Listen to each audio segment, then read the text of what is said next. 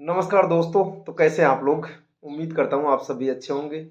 और political science academy में आपका स्वागत है।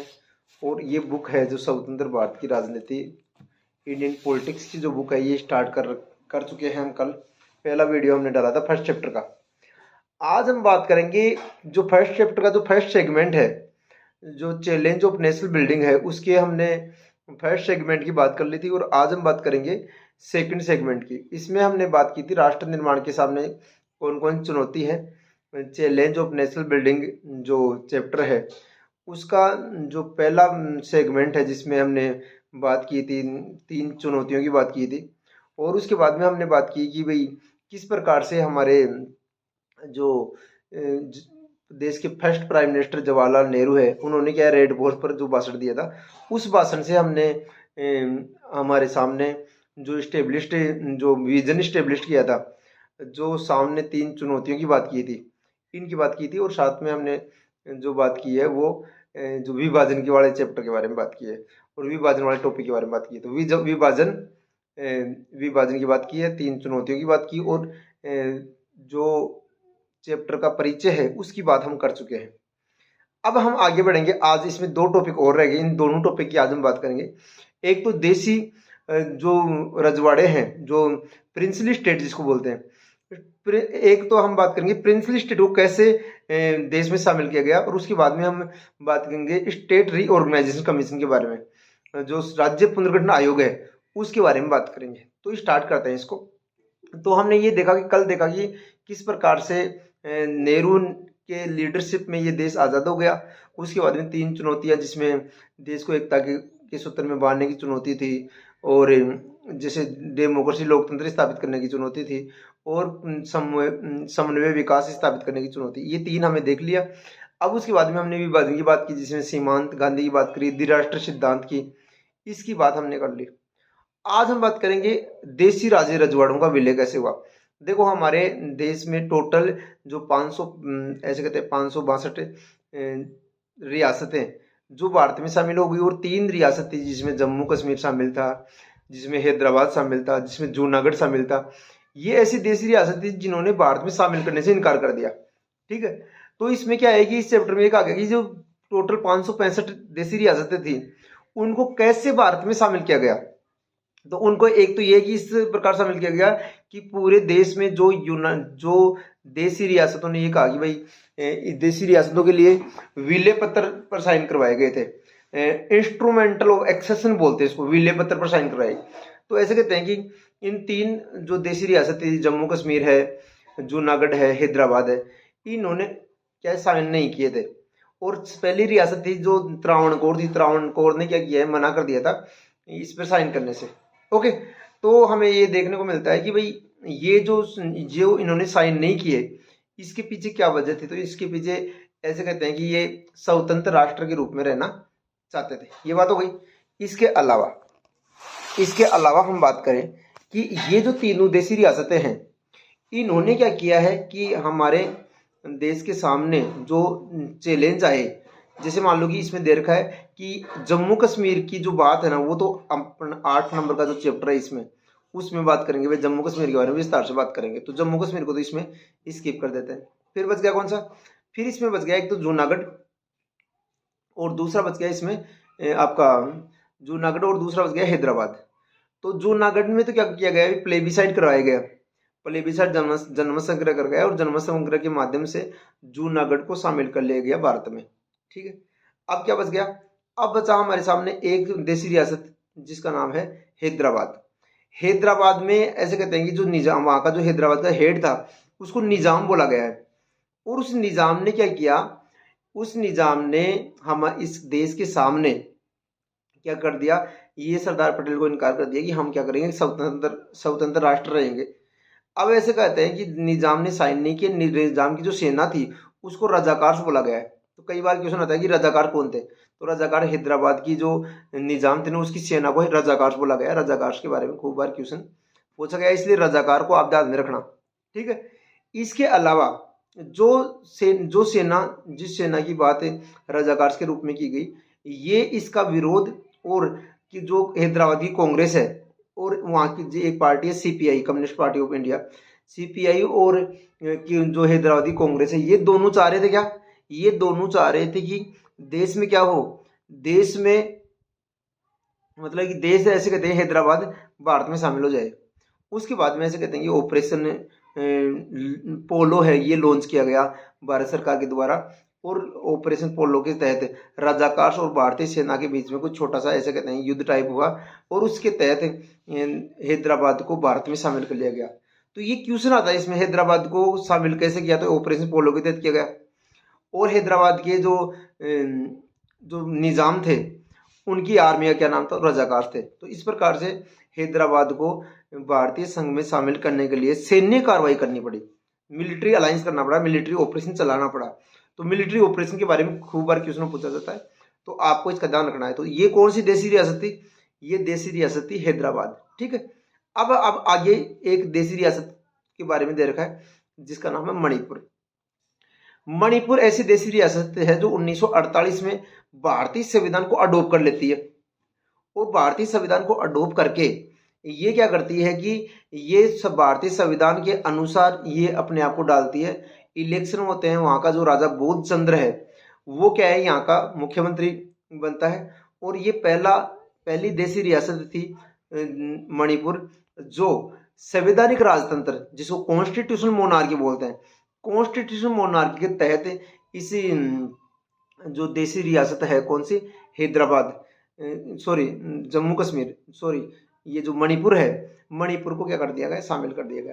तो मणिपुर को इसमें शामिल किया गया, और मणिपुर के साथ में इसमें क्या किया गया है कि जो हमारी मणिपुर की जो देशी रियासत थी, इस देशी रियासत ने क्या किया, भारतीय संविधान को शामिल करके भारतीय संविधान को ध्यान में रखते हुए शासन चलाने की घोषणा की थी, और इंस्ट्रूमेंटल ऑफ एक्सेशन विलय पत्र पर इसने साइन कर दिए थे, ठीक है। तो इस प्रकार से हमने देखा कि देशी रियासतों का जो विलय है वो हमारे पास 565 देशी रियासतें थी जिनका हमें विलय देखने को मिलता है। क्लियर बात हो गई।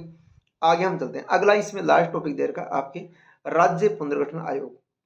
राज्य पुनर्गठन आयोग की हम बात करें, स्टेट रीऑर्गेनाइजेशन कमीशन की बात करें, उससे पहले ये ऐसे कहते हैं जब देश में कांग्रेस आज़ादी की लड़ाई लड़ रही थी, उस समय ऐसे कहते हैं 1920 में एक सेशन हुआ था, नागपुर सेशन। नागपुर सेशन में इस बात को स्वीकार किया गया था कि अगर देश आज़ाद होगा तो हम क्या करेंगे, नागपुर सेशन में ये कहा गया कि हम क्या करेंगे, अगर देश आज़ाद हो गया तो हम भाषा के आधार पर राज्य बनाएंगे। तो उस समय तो क्या हो रहा था, भाषा के आधार पर राज्य बनाने की सहमति जाहिर कर रही थी कांग्रेस। आगे चलकर जब देश आज़ाद हो गया, कांग्रेस सरकार आ गई, तो ऐसे कहते हैं कांग्रेस ने जवाहरलाल नेहरू के नेतृत्व में सरकार बनाई। 364 सीटें हैं उनके ऊपर, नेहरू फर्स्ट जो चुनाव है वो जीत के भी आए, और नेहरू के नेतृत्व में भाषा के आधार पर राज्य बनाने की बात पर असहमति जारी की, भाई हम क्या करेंगे, ये भाषा के आधार पर राज्य नहीं बनाएंगे। लेकिन ये जो सरकार है, जो नेहरू की सरकार है, इसने इनकार कर दिया। इसके विरोध में गांधीवादी नेता पोट्टी श्रीरामुलु ने क्या किया, इसने विरोध किया इस बात का कि भाई भाषा के आधार पर आंध्र प्रदेश राज्य का गठन किया जाए। अब ऐसे कहते हैं, ये क्या करते हैं, पोट्टी श्रीरामुलु क्या करते हैं, एक अनशन पर बैठ जाते हैं, फास्ट पर बैठ जाते हैं, और इस अनशन के तहत वो 56 दिन तक बैठे रहते हैं, 56 डेज तक फास्ट पर बैठते हैं, और उनके बाद में उनकी डेथ हो जाती है और उनकी मृत्यु होती है। और उसके बाद में ऐसे कहते हैं कि जो केंद्र सरकार है ये काफ़ी प्रेशर में आ जाती है, और इस केंद्र सरकार की नीतियों का विरोध किया जाता है, और ऐसे कहते हैं कि मजबूर होकर ये ऐसे कहते हैं पूरे आंध्र प्रदेश में खूब सारे लोग जो विधायक हैं, सांसद हैं, इसके साथ में जो ब्यूरोक्रेट हैं, खूब सारे आंदोलन से जुड़े हुए लोग हैं, वो त्यागपत्र देते हैं, और केंद्र सरकार को मजबूरन आंध्र प्रदेश राज्य का गठन करना पड़ता है, और आंध्र प्रदेश राज्य की घोषणा करनी पड़ती है 1953 में। अब एक तरफ तो क्या करती है, आंध्र प्रदेश राज्य की घोषणा हो गई, दूसरी तरफ क्या होता है, जवाहरलाल नेहरू फैजल अली की अध्यक्षता में 1953 में क्या करती है, राज्य पुनर्गठन आयोग, स्टेट रीऑर्गेनाइजेशन कमीशन का गठन करती है। और स्टेट रीऑर्गेनाइजेशन कमीशन का जो गठन है ये हमें देखने को मिलता है कि जो राज्य सरकारें हैं, जो ऐसे कहते हैं कि जिन को भी अगर राज्य संबंधी कोई प्रॉब्लम है तो आप क्या कर सकते हो, इसके लिए जारी कर सकते हो, क्या अपनी जो मांग है ये इस आयोग के सामने रख सकते हो। फिर इस आयोग ने, राज्य पुनर्गठन आयोग ने, कब, राज्य पुनर्गठन आयोग ने 1956 में अपनी रिपोर्ट प्रस्तुत की, 3 साल बाद में। अब ऐसे कहते हैं कौन सी ईयर में राज्य पुनर्गठन आयोग बना, तो 1953 में बना। और इसने अपनी रिपोर्ट कब सौंपी, तो 1956 में। और जैसे इसने रिपोर्ट सौंपी तो हमारे सामने 14 राज्य और 6 केंद्र शासित प्रदेश हमें देखने को मिलता है। और इस 6 केंद्र शासित प्रदेश हैं ये हमें नए रूप में मिले। और इसके साथ में जो 13 राज्य हैं, ये 13 राज्य हमें देखने को मिलते हैं। क्लियर बात हो गई।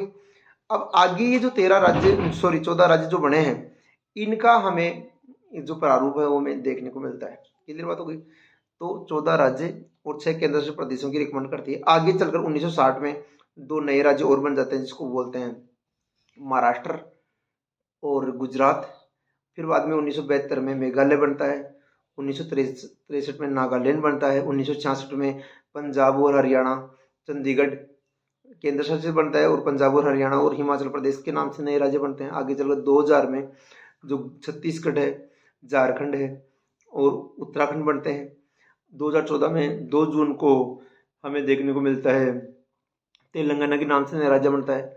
और ये जो 2014 तक 28 इनकी संख्या हो जाती है।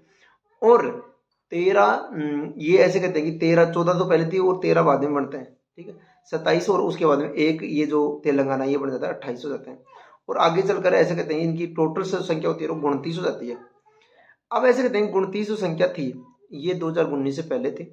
और हमें देखने को मिलता है कि ये जो हमारे राज्य हैं इनकी संख्या बढ़ी। तो आगे चलकर जम्मू कश्मीर को 2019 में सरकार के द्वारा, केंद्र सरकार के द्वारा यूनियन टेरिटरी है, जो राज्य सरकारें हैं यूनियन टेरिटरी के रूप में कन्वर्ट कर देती है जम्मू कश्मीर को। तो जम्मू कश्मीर को जैसे ही यूनियन टेरिटरी बनाते हैं तो ये संख्या वापस 28 हो जाती है।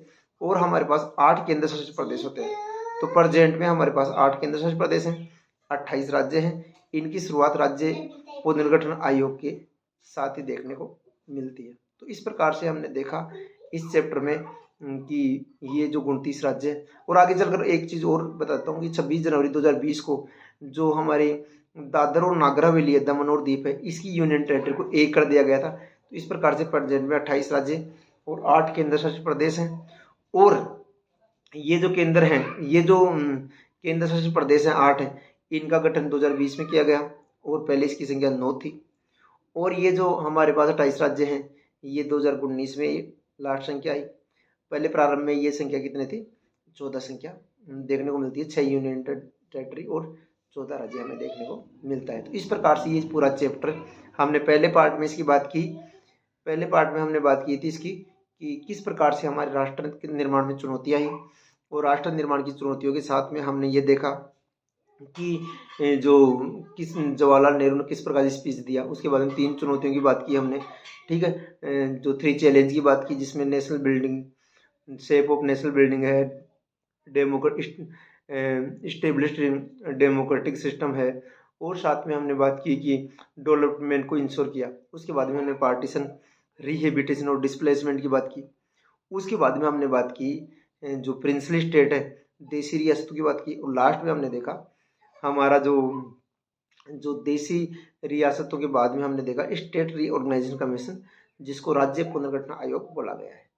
उम्मीद करता हूँ इस 2 वीडियो के माध्यम से हमने ये इस चैप्टर को 12th क्लास की पॉलिटिकल साइंस की ये बुक का पहला चैप्टर हम कंप्लीट कर चुके हैं। कल हमने आधे पार्ट को कल डिस्कस कर लिया था और आधे को आज कर लिया। इस चैप्टर में से कोई भी आपका डाउट हो, तो कोई भी आपका कंसेप्ट समझ में नहीं आया हो, चाहे प्रिंसली स्टेट की बात हो, चाहे वो स्टेट रीऑर्गेनाइजेशन कमीशन की बात हो, या कोई कार्टून है जो आपको समझ में नहीं आया हो, तो आप क्या कर सकते हो, ये लगातार हमें कमेंट करके पूछ सकते हो। और हमारे ये वीडियो हम शूट कर रहे हैं ये उन विद्यार्थियों तक पहुँचाओ जो विद्यार्थी प्रतियोगी परीक्षाओं की तैयारी कर रहे हैं, चाहे वो 12th क्लास में हैं या फिर बाद में पॉलिटिकल साइंस के बेस पर काम कर रहे हैं। तो वो विद्यार्थी इस वीडियो को देख सकते हैं और इसको शेयर कर सकते हैं, इसको सब्सक्राइब कर सकते हैं। ये चैनल राजनीति विज्ञान के विद्यार्थियों के लिए समर्पित है। तो आप इसको आगे बढ़ाएं और लगातार हम छोटे छोटे वीडियो के माध्यम से हम बात करते रहेंगे और नेक्स्ट वीडियो हम नेक्स्ट चैप्टर के बारे में लेकर आते रहेंगे। इसके साथ आप पढ़ते रहें और अपने पढ़ाई को एंजॉय करते रहें। नमस्कार, धन्यवाद।